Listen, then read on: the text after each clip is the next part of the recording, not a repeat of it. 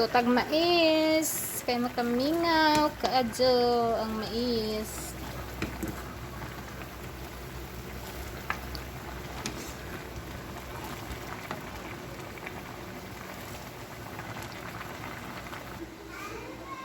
So, luto na ang ating mais. Lagyan natin ng margarine, konti.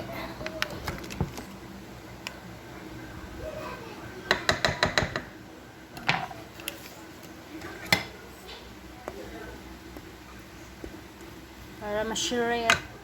Shred.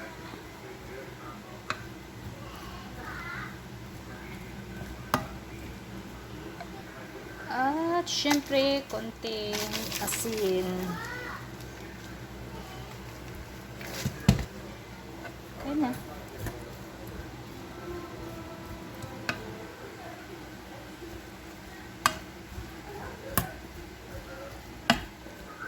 Hanggang matuwa ng margarine.